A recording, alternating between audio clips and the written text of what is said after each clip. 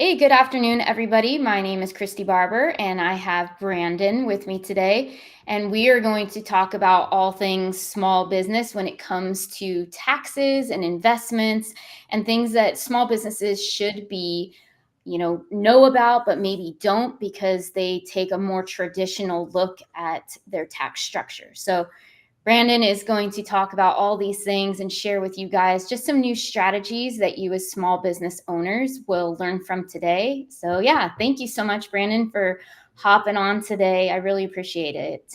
Thanks for having me, Christy. Yeah. So quick question for you, just if you want to give everybody a background of how you got into the space that you're in, how you guys started the Total Wealth Group. Yeah, I started in the industry about 15 years ago. I graduated from college, and it was during the middle of the financial crisis. And I walked into a bank. I did my undergrad studies in Hawaii, and there's no mainland banks on Hawaii. So when I moved back to California, I walked in to open a bank account, and they asked me if I wanted a job as a banker. I thought, wow, this is great. Oh, there's Joe. Hey, And Joe. so Hey, how's it going? Good. And so when I did my initial Series 6 licensing, my dad had started a business. When I was younger, he made a fortune and proceeded to spend two fortunes, and he lost his business during the time period that I had was again just getting my Series 6 licensing. He signed a temporary letter of resignation and executed a 20-year-old buy-sell agreement, dramatically undervalued his business, and it left him in a terrible financial situation. So when I looked at that structure, I thought, he had a financial advisor, he had a CPA, there was a corporate attorney involved, and no one ever thought to tell him, hey, what's your plan? And it would have been pretty easy to figure out. He had a 20-year-old buy-sell agreement. So it was around that time I developed the concept I call selfishly selfless, where if his advisor would have been looking at the big picture and done something like that, it would have not just added a tremendous amount of value to the client relationship, but it would have turned the client into, a multi-million-dollar client instead of a client who had pretty much nothing after something like this happened. So when I realized that there was a way to combine these functions through financial planning, I originally got my certified financial planning credential in 2013. And then once I started going through the planning process, there was this kind of change in the investment industry around that time period where it went from transactional commission-based sales to fee-based fiduciary financial planning. And it was really something that spoke to me because of the experience I went through. And I realized that if you put financial plans together for clients, you're able to see the big picture and see where there's an opportunity to add value. Went through that process, with a previous firm. And then when I started talking about tax with business owners, I realized that's when people really perked up, not just with business owners, but people who were paying like high amounts of taxes. And so around 2017, 2018, Joe and I had grown up in the same city growing up, but we went to rival high schools. He grew up with my wife. And so we've always known about each other. We started, kind of scheming's probably the wrong term, but probably coming up with ideas on how to really solve some of these bigger issues of combining tax and investments and the shortchanging that happens on the client side. And so I wound up getting my CPA license around the pandemic, right after the pandemic ended. And really the idea, once we had that in place, was to combine the investments and tax so that clients weren't underserved on the really on the combination of both pieces. Because traditionally investment advisors give investment advice, they really don't address the tax side. And on the accounting side, most CPAs, and people don't think of it this way, are very transactional. They're prepping your returns after the year's over. And so Joe came back from a tax junket early when we started, and it was like when the Beatles came back from India after they met Maharishi and they had their new sound. And Joe was like, there's these CPAs, we're meeting with clients on a quarterly basis. They're giving them proactive advice. And I went, wow, that sounds a lot like financial planning, but for tax. And so that was really the genesis of how we combined everything. Already after we started, we originally thought that the hook for tax would be a great way to deepen the relationship on the investment side. But we realized that if you're proactively meeting with clients throughout the year, there's a lot of additional value that can be provided. And you really can't do tax advisory if you're meeting with clients after the year's over. So before I was a CPA, I'd get referrals for business owners, and they say, hey, how can you help me with taxes? I'm like, for what? And like, for last year. I'm like, you mean the one that's over? And they'd be like, oh yeah, good point. Yeah. And so, there's a lot of opportunity with business owners and people with specific tax situations that they might not just be aware of, but not a lot of tax professionals and even less investment professionals are able to or even willing to give this type of proactive advice. And that's how we spun it up into Total Wealth Group. That's awesome. Yeah, because you see that a lot. There is a big gap, and I've seen the same thing just with my own clients of, hey, I just need a CPA at the end of the year to do that transaction, instead of seeing the value in building the relationship and meeting multiple times throughout the year to help them, especially as they start to grow too, where they need additional guidance of how to use their money and how to save it and all that. Because I have so many clients and they just want to drop money inside of a money market account, and they're like, oh, we'll get 3 to 4%, if we're lucky. Well, there's so many other options. You could put this large chunk of money and make it really work for you. But to your point, a CPA can't guide them into that. And their financial planner a lot of times doesn't know their tax strategy. And so I really like what you're doing and how it can add that value and fill in the gap of what people are missing out on. Yeah, thank you. Yeah, no, it's really cool. So kind of jumping into some of the service offerings that you guys have, and then the type of client that you're working with too. Are you working with somebody that's just starting up of, hey, I have an idea and we made, $200,000 this year? Or is it, hey, we're really starting to scale, we're hitting those million and billion dollar marks. How do you help us?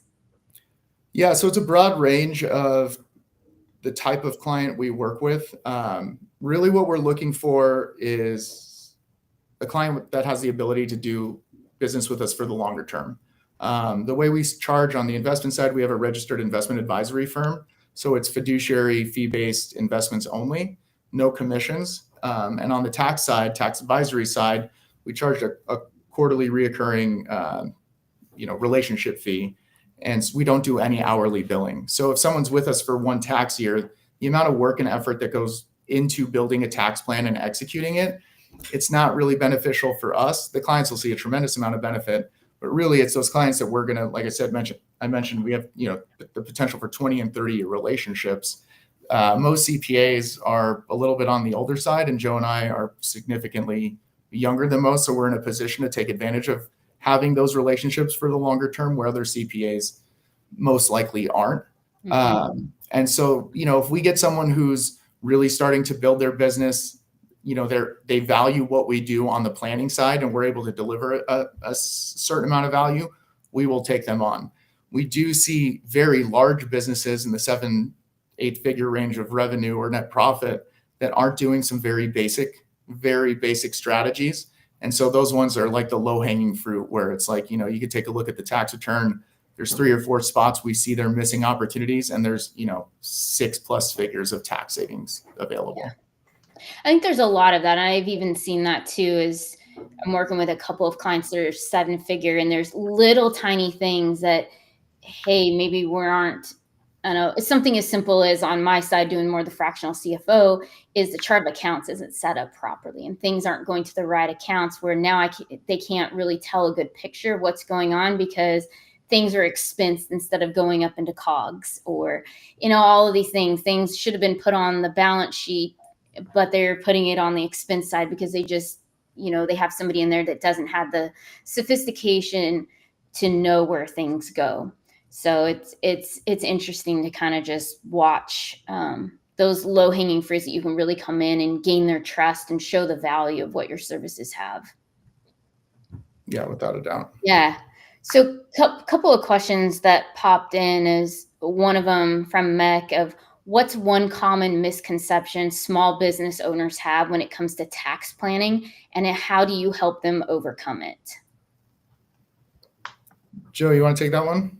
Yeah, no, I'll take that one. I think the number one misconception that most business owners have when it comes to tax planning is waiting till the year is over. Because once the year is over, that really limits the amount of tax planning that you really can do, because a lot of these plans need to be implemented throughout the year. When somebody new is coming in, are you telling them, like, if it's, hey, they're coming in now, it's May, and hey, well, I need to get prepped for 2025 taxes, is now still a good time to come in, or do you kind of have different deadlines of saying, here, I can only help you so much because you've come in during Q2 or Q3, all of that? Yeah, there's definitely opportunities that are still available in California and a lot of states that have state income tax. There's something called the pass-through entity tax deduction, and we see a majority of tax returns miss this. There's a state and local tax cap of $10,000, where on the personal side you can only deduct up to $10,000 of state and local taxes. Through this pass-through entity tax deduction, you're able to pay those personal taxes from the business side and recognize them as a tax expense, so you're not limited by that $10,000 SALT cap. And so June 15th in California is the deadline to make your initial estimated payment, and it's a separate estimated payment specifically for this type of deduction. And so right now is a perfect time to be able to get in front of business owners so that they can take advantage of this. After that deadline, different states are a little bit different. So California is a little bit more strict, but there are other strategies to implement. But like Joe mentioned, the closer you get to the end of the year, the less opportunity there is. There still is opportunity, but realistically, the earlier we start, the better. Nice. Cool. Another thing is, so many business owners kind of piggyback on this. They think about taxes, like you said, at the end of the year.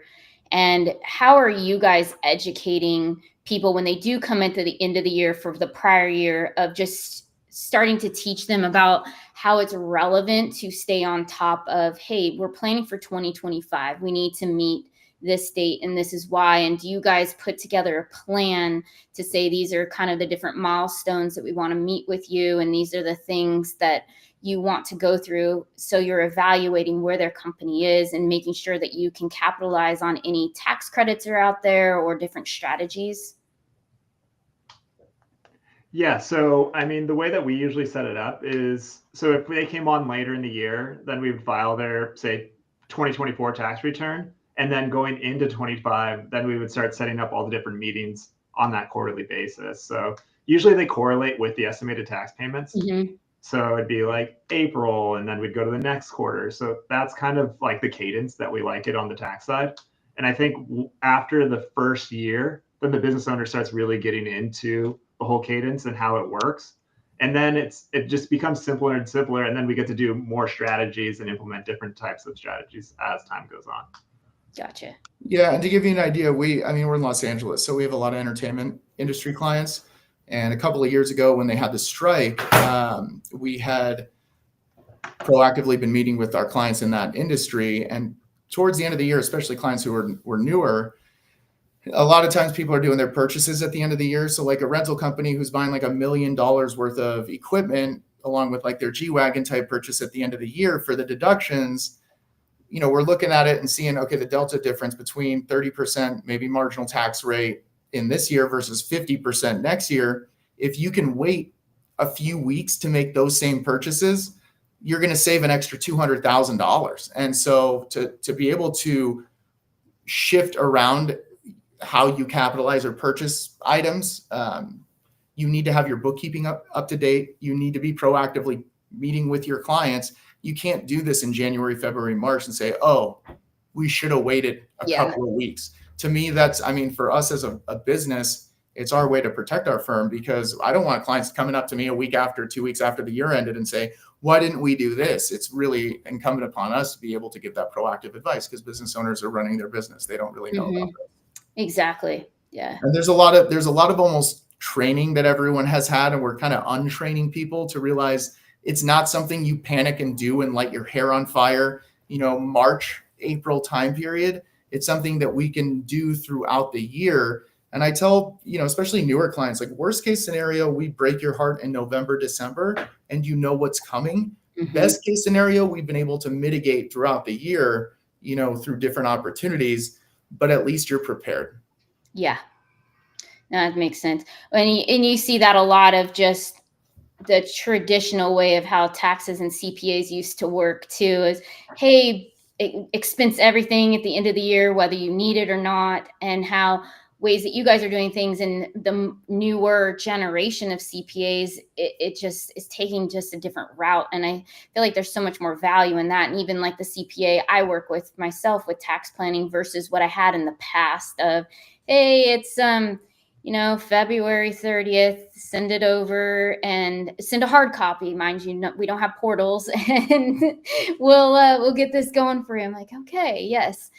So looking into that, how has technology played a big role in how you as an accounting firm function, but then also how you're providing services to your clients?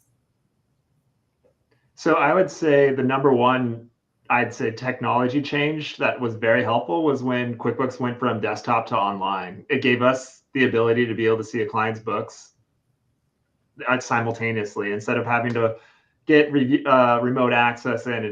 It's a lot easier for us now to kind of see the client's books, and which is important because every quarterly meeting we want to see the client's books, where they're tracking at for the quarter to do the planning for the year to make sure. So I think that's probably one of the number one advantages of cloud-based and where technology has gone. Mm-hmm. And I mean, and now I think on the tax standpoint, I think even the tax providers are seeing it, and they're trying to increase their efficiencies on the tax season and making it so that way. I think going forward, I think it'll be a lot easier to file tax returns, where it could be like a click of a button come January, February, and the business tax return is done. And now it's just finishing off the individual return come April. Yeah. Yeah, I think that it's interesting. We've been looking at acquiring CPA firms, and there's a lot of older operators who will ask them about a CRM system, and they don't know what it is. And they pull out a extensive Excel spreadsheet to manage workflows. And so, I mean, even the basics of just relationship management have had some significant functional improvements. And then there's some really interesting tools on the financial planning side, like we use Monarch Money Pro to be able to do reporting for clients on the investment side, but it also gives us a peek into their entire balance sheet. And so you can really coordinate, what's going on their, personal financial side or even their corporate financial side, and integrate it with the tax planning. So, you mentioned it towards the top of the call, where, there's business owners sitting on a big chunk of cash. It's just sitting in a savings account, maybe not getting the highest yield. And because we combine the disciplines, we could put that into a business account. If they're business assets, we can use things like short-term treasuries, generate a 4% yield plus, and they don't pay state income taxes. Plus they get to take advantage of the pass-through entity tax deduction. So their tax equivalent yield is significantly higher. And again, if it's cash that's just kind of sitting on the balance sheet, there's other ways to maximize what they have, and us being able to not only do what we do on the tax advisory side, which is unique, but also implement the strategies we have on the investment management side are really what adds a tremendous amount of value. You talk about, it's all about efficiency of it really is. Yeah. Have you seen anything when clients come in, because the way you guys do things and the way the newer generation is, we're looking at things from a very different mindset and a very different perspective as well. So when you have sometimes older clients coming in that are used to it a certain way, does there get to be this fear of, I don't know if this is going to work. What do you want me to do? I've always done it this way.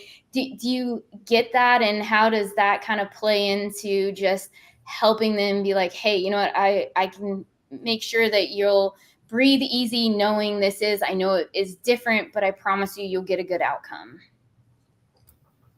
Yeah, I think, what's interesting is Joe comes from the audit side of the house. And so he specializes in representing people in front of the IRS and the respective franchise tax boards and things like that.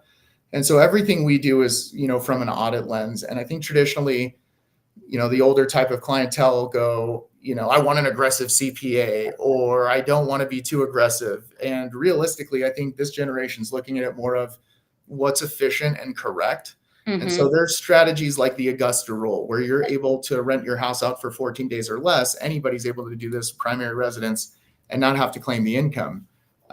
Business owners are able to take advantage of this if they've got an entity, because your entity can rent your house out for 14 days or less per year. And you can't just write a check from your business to your personal. In order to substantiate something like this, there's got to be meeting minutes for each of the days that you rented your house out. You've got to be able to substantiate the daily rate that you charged. And so we call three different conference room centers in the geographic location to get some kind of substantiation for a quote. There needs to be a lease agreement that specifies the specific days. You're issuing a check to a contractor that's over $600. So there's a 1099 that has to be issued. You have to record it on your Schedule E, and then you have to write it down under other expenses. So what we really try to articulate to clients is that there's a lot that goes into implementing these strategies. And every now and then you've got, and it's usually like the older type of clientele go, whoa, it's a little too aggressive for my taste. Like, this isn't aggressive. We're not writing off the lunch you had, with your spouse. We're substantiating every part of this so that we can legitimize, the actual expenses. And so I think the big differential is one, primarily the planning focused concept of working with an accountant, but two, what we look at in terms of aggressiveness versus just what's efficient. Mm-hmm. Exactly. I got another question here with Kyler saying, I feel like taxes are super relevant in our current climate of tariffs or disruption. How can small businesses leverage taxes to help garner cash or capital in the global trade marketplace? I think there's ways to do it. I'm going to focus a little more domestically. I know this is focused on tariffs, but in terms of just structuring everything efficiently and looking at taxes, I mean, one of the low-hanging fruits, especially we live in an area where the average house is over 7 figures in cost.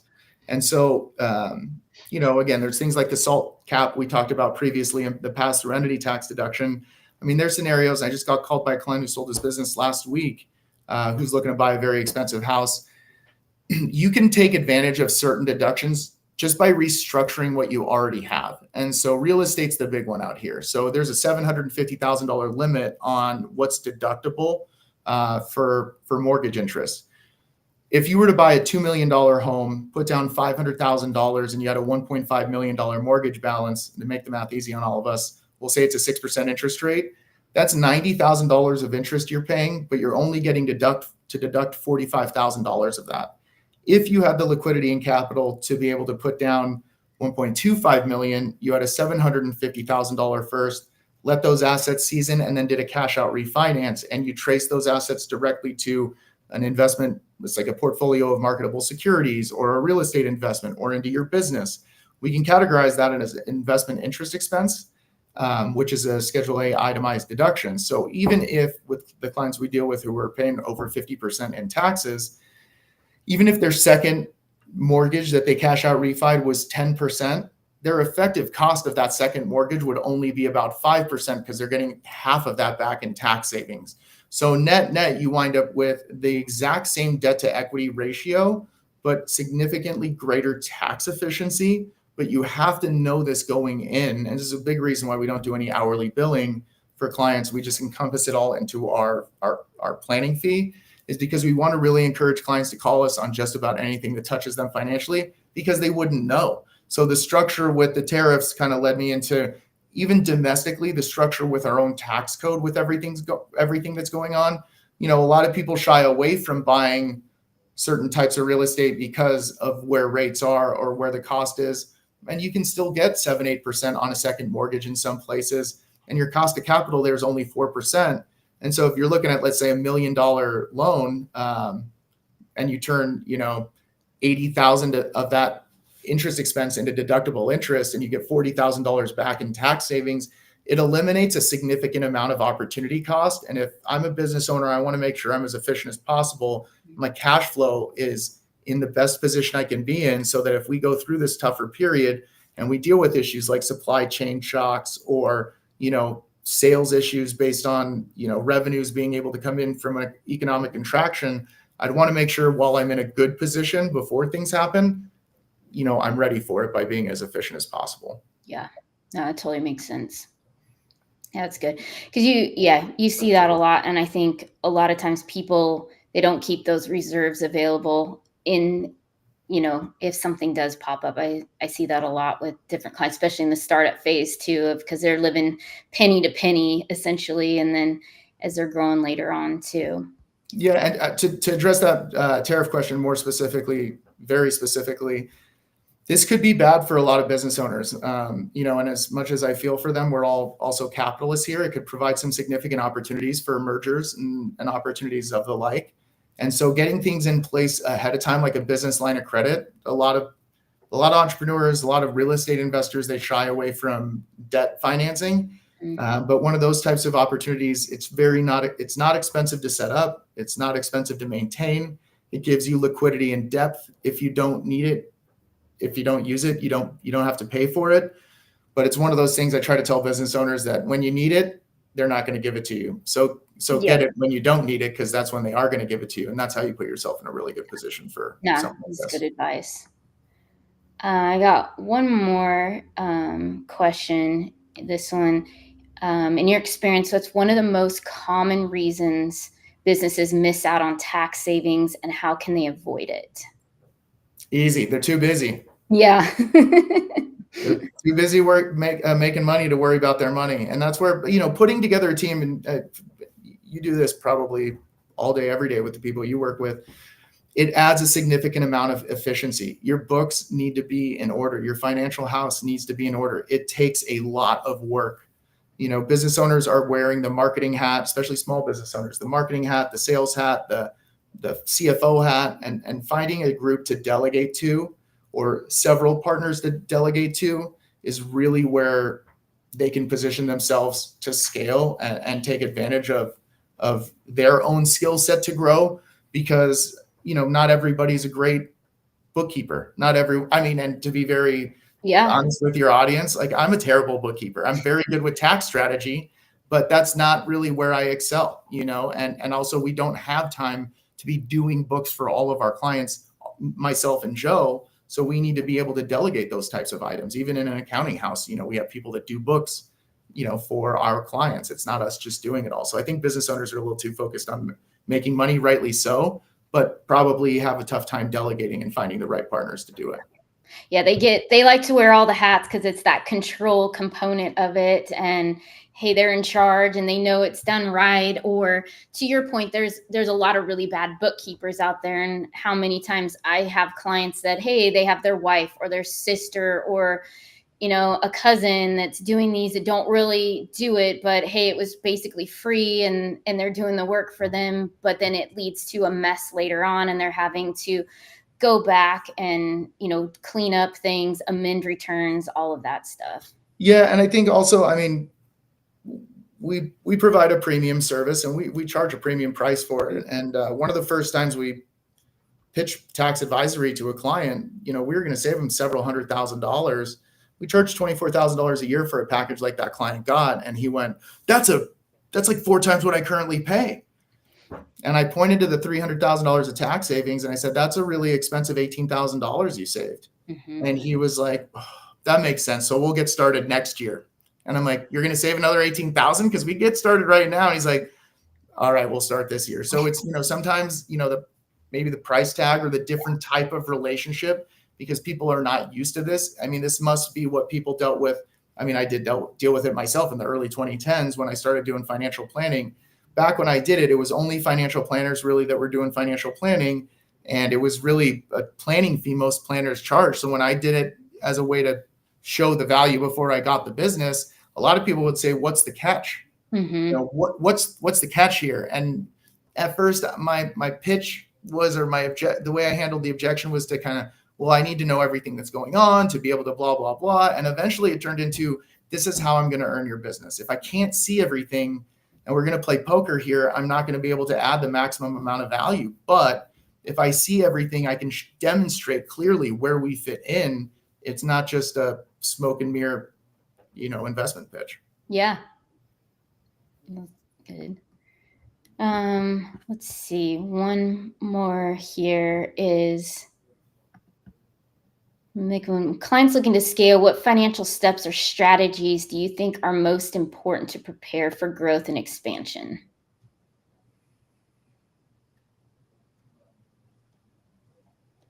What do you think, Joe? I think clients that are looking to scale, I think the most important things would be to have your books in order. Because if you are getting ready to scale, you'd want to make sure that your financials are in order. That'll give you the ability to get financing. That'll give you the ability to do tax planning. And that'll just give you the ability to do projections on numbers that are correct. So I think getting your books in order at the start is probably one of the most important things that you're going to do before you grow. Yeah. You know, that term scale gets thrown around a lot, and I think it's what we all aspire to, because that's where the margins get real juicy. But I try to remind business owners that, you know, when your bottom line is going up, but your top line's also going up, it's okay to have good old fashioned growth.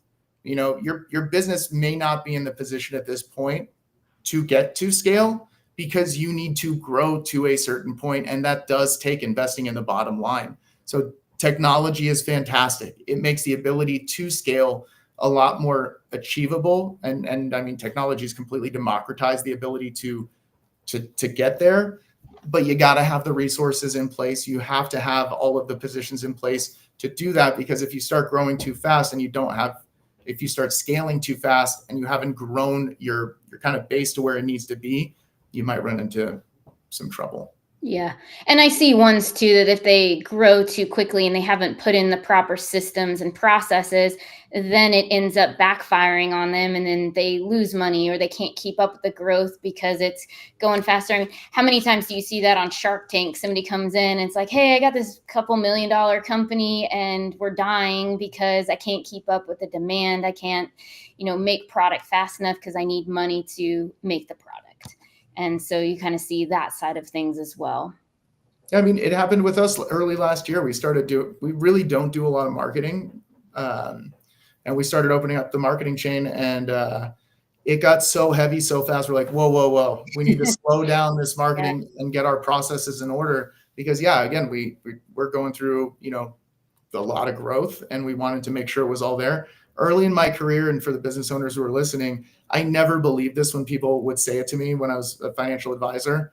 People would say, I've got so much business, I can't handle it. I'm like, that's not a real thing. Like you just hire up to handle it, but it's not that easy. Finding the right talent, having the right SOPs, having, things in place so that when you really do start growing, you have the team in place and resources in place to be successful and continue to deliver a good quality product. That's very important. I think a lot of business owners try to skip straight to that scale step and forget to mind kind of the foundation. Mm-hmm. I always tell people sometimes that it's the fake I've arrived. And I'm like, you haven't arrived yet. In your mind, yes, you want to, so you can have the G-Wagon, you can have the Amex Platinum card and all of those things that look like you have, but you just haven't gotten there yet because, the financial statements aren't telling that story. Yeah. So what is one thing that you guys are seeing in the business tax strategy for 2025? What are some trends that you're seeing coming up, or things that business owners can be aware of for this year? I think from like the 2025 standpoint, I think it's pretty locked in. Everything's going to pretty much stay the same. It's going into 26 with the Tax Cut and Jobs Act expiring. That's where I think we're going to see some trends. So I think in the second half of this year, we'll kind of see what we could be doing for 26, like going into 26. So I think right now it's kind of just making sure that we're implementing all of our, we have 5 core strategies that we really like to make sure all of our clients are implementing.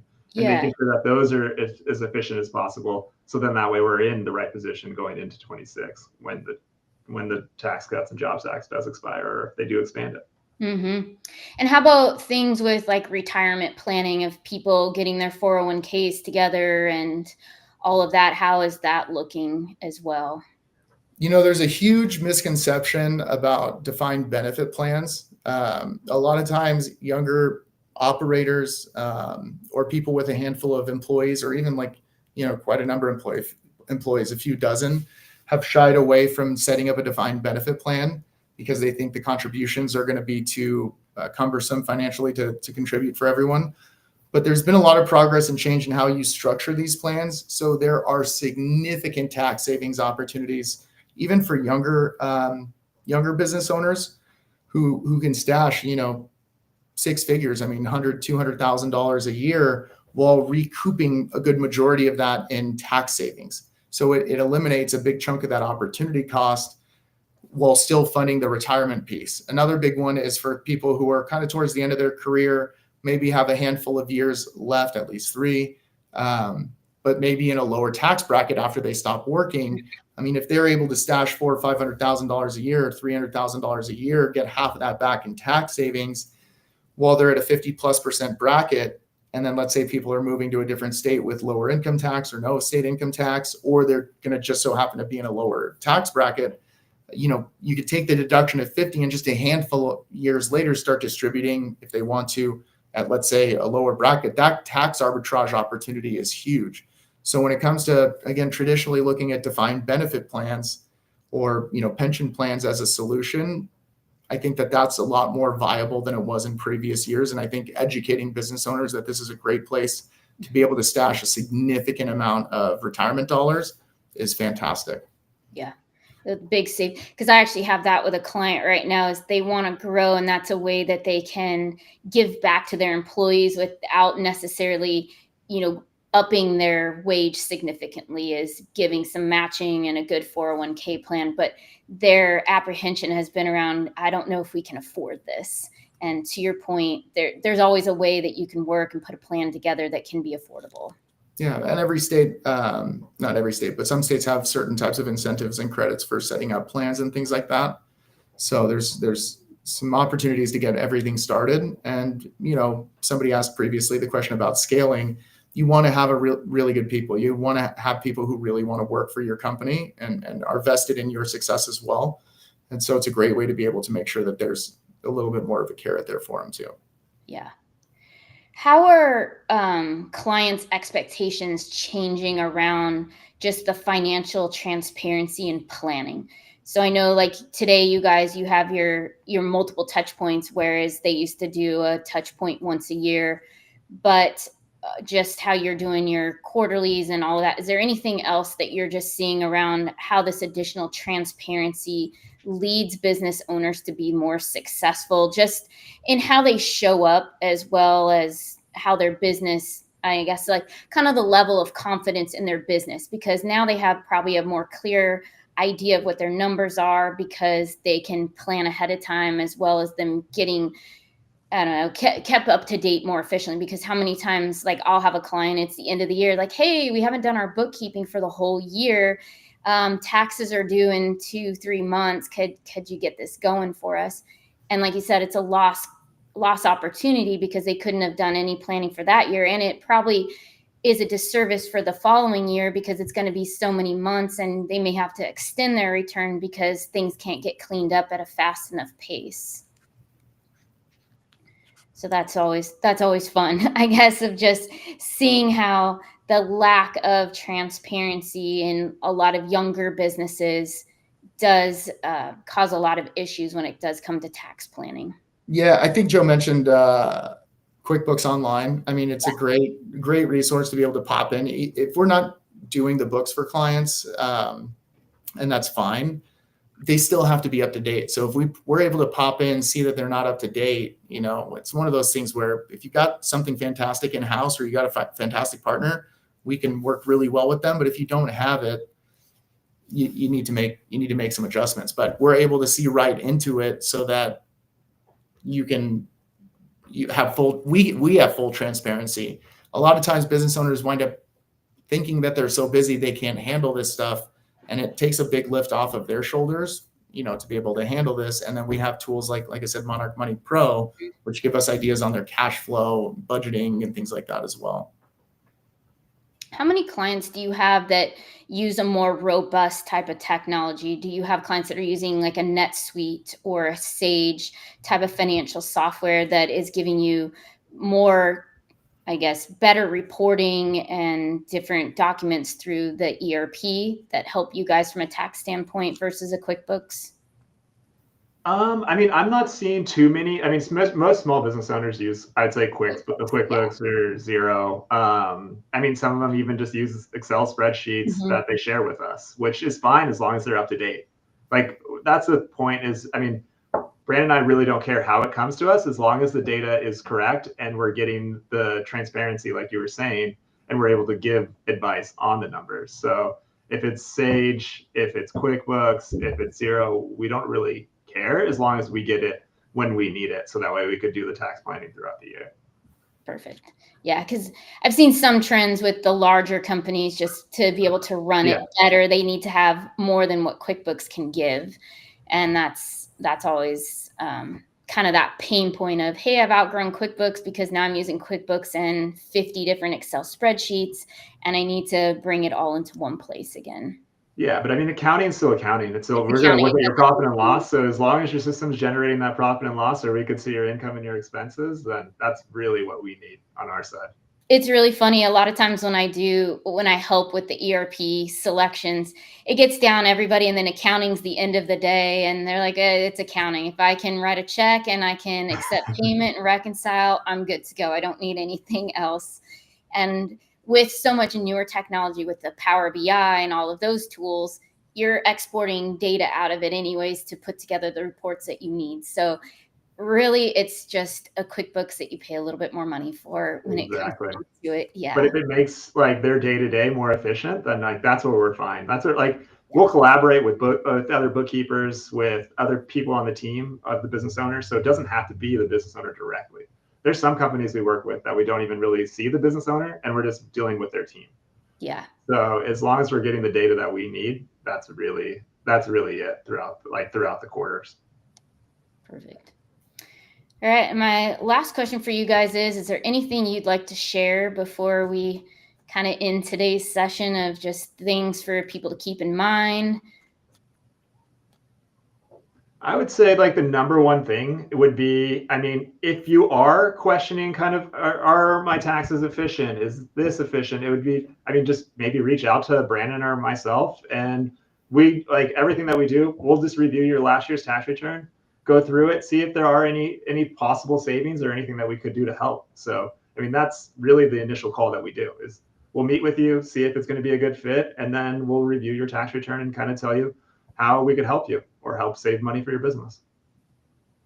Yeah, and I think to build on that, I mean, if there's anybody listening that is just really thinking about their tax relationship, and it is what we talked about at the beginning. I meet with my person right when taxes are due, and everyone lights their hair on fire, and it's super stressful and crazy. There is a different way to do it. It's hard to find those out there like us who are willing to do it, but there is more of a movement, which is fantastic to see. Again, just like we saw in the early 2010s with financial planning, there's a big democratization of this type of intellectual capital. But I think it's really incumbent upon, the operators, the business owners, the entrepreneurs who look at their own situation and go, I don't have to do it this way, just because the industry has primarily told us to. Right. Yeah. Yeah. It's really fun to see the shift in accounting. I find it a lot more fun than when I went to school and when I went down that route of, this is just, there's no personality to it. And now there gets to be a lot more to that, and just being able to use strategy in it even more so than I feel like what it was in the past. And that's one thing makes me really love accounting is that part of it, where other people be like, you're crazy, you like numbers and accounting. Well, for financial planning or on the investment side, I come from the investment side of the house, and there's a lot of competition. There's a lot of fantastic competitors in this space, trying to grab, good client relationships. On the accounting side, I feel like we're on our own. There's not a lot of people proactively looking to help clients in a proactive way. And so it positions us, opportunistically to be able to deliver that value to people who are just completely underserved. Yeah. I feel like you guys are kind of paving the way of what is to come for accounting firms. It's awesome. Yeah. Well, thank you guys for your time today. I really appreciate it. And for anybody that's listening, their information will be tagged in here, so feel free to reach out to them if you have any tax questions. And then, as always, write any other questions you have on here. We'll get back to you with those. So thank you guys again for your time today. I really appreciate it. Thanks, Christy. Yeah, thanks, Christy, for putting this together. Yeah, you're welcome.